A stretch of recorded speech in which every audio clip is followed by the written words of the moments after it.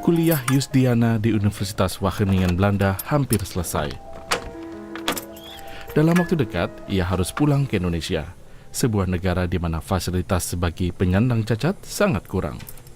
Perasaan cemas atau khawatir karena udah mau pulang ke Indonesia itu pasti ada. Karena di kita memang masih sangat minim sekali. Misalnya contohnya di tempat saya di Lombok. Saya nggak bisa semudah di sini bepergian. Di Lombok itu atau di Mataram khususnya, saya mesti ngobrol dulu sama adik gitu. Kapan dia bisa mengantar saya kemana gitu. Jadi ya ada juga perasaan. Saya bisa sekolah di sini karena mendapatkan beasiswa dari Ford Foundation.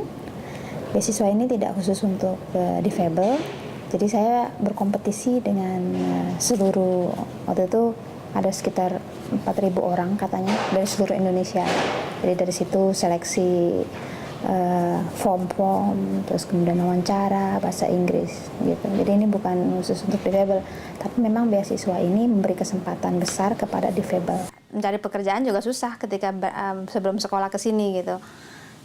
Walaupun sebenarnya di Indonesia kita juga punya peraturan bahwa sekian persen dari jumlah pegawai itu harus penyandang cacat gitu.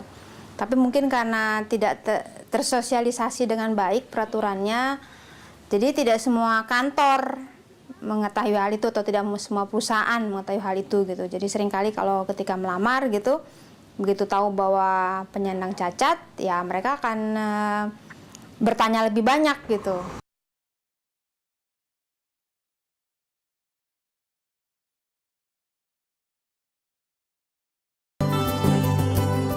Agenda itu adalah sebuah jaringan kerja antara Disabled People Organization dan Civil Society Organization yang sama-sama bekerja di isu pemilu, khususnya advokasi hak penyandang disabilitas dalam pemilu di tingkat Asia Tenggara. Terus agenda bekerja dengan cara memantau pemilu di beberapa negara yang berada dalam jangka waktu proyek.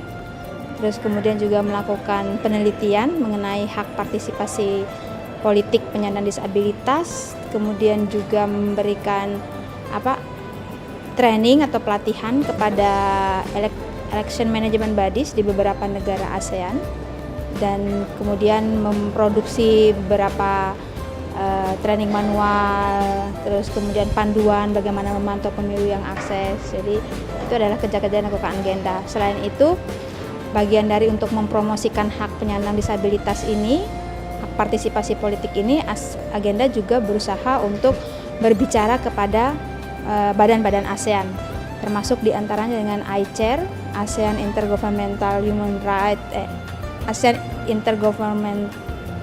Commission on Human Rights. Jadi ketika ASEAN Human Rights Declaration itu sedang dibicarakan, itu agenda juga memasukkan rekomendasi agar hak-hak penyandang disabilitas itu juga masuk diadopsi dalam ASEAN Human Rights Declaration. I'm Yusdiana, I'm from Indonesia. If we are talking about democracy, we are talking about election. People with disabilities face many barriers in election. In fact, everybody should be participate in election because that's the very important point when all people take decision about how they will choose to defend their right. So I'm working with a network of disabled people organization and also civil society organization in Southeast Asia to tackle the issue. So everybody will be included in election, and we hope in the future to see all persons with disabilities can vote secretly and independently in a free and fair election.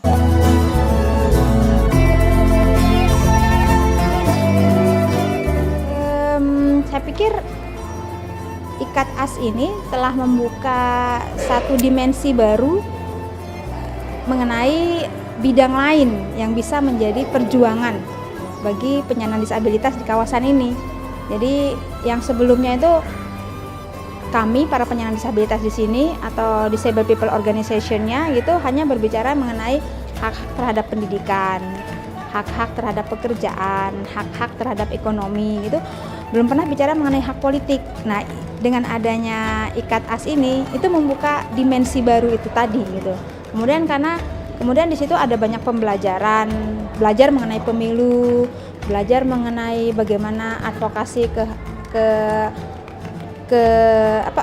organisasi yang sebelumnya tidak pernah terpikirkan, dengan KPU misalnya itu kan tidak pernah terpikirkan sebelumnya gitu.